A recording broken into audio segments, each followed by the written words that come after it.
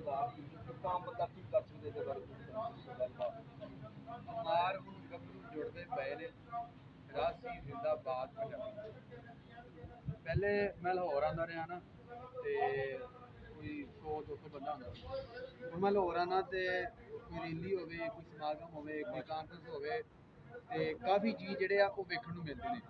ਤੇ ਹੁਣ ਬਹੁਤ ਸਾਰੀਆਂ ਯੂਨੀਵਰਸਿਟੀਆਂ ਦੇ ਵਿੱਚ ਟ੍ਰੈਂਡ ਚੱਲ ਪਿਆ ਸਾਲ ਦੇ ਵਿੱਚ ਕੋਈ 2-4 ਐਸੇ ਪ੍ਰੋਗਰਾਮ ਹੁੰਦੇ ਨੇ ਮੁੰਡੇ ਪੱਗਾਂ ਬੰਨ੍ਹ ਕੇ ਜਾਂਦੇ ਨੇ, ਲਾਚੇ ਚਾਦਰੇ ਕੁੱਤੇ, ਬਲਕਿ ਘੋੜਿਆਂ ਵਾਲੇ। ਸੋਸ਼ਲ ਮੀਡੀਆ ਨੇ ਜਿਹੜਾ ਸਾਡਾ ਪੈਗਾਮ ਉਹ ਘਰ ਘਰ ਤੱਕ ਜਾਂਦਾ, ਬਲਕਿ ਚੜ੍ਹਦੇ ਪੰਜਾਬ ਦੀ ਫਿਲਮ ਇੰਡਸਟਰੀ ਨੇ ਬਹੁਤ ਵੱਡਾ ਕਿਰਦਾਰ ਅਦਾ ਕੀਤਾ।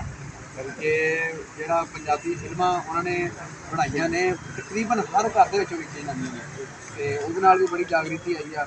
ਤੇ ਆਉਣ ਵਾਲੇ ਦਿਨਾਂ ਦੇ ਵਿੱਚ ਇੰਸ਼ਾਅੱਲਾ ਪੂਰੇ ਪੰਜਾਬ ਦੇ ਵਿੱਚ ਪੰਜਾਬੀ ਮਾਂ ਬੋਲੀ ਦਾ ਸ਼ਿਮਲਾ ਜਿਹੜਾ ਵਾ ਪੂਰੇ ਕਦਰਾਂ ਨਾਲ ਚੱਲੇਗਾ।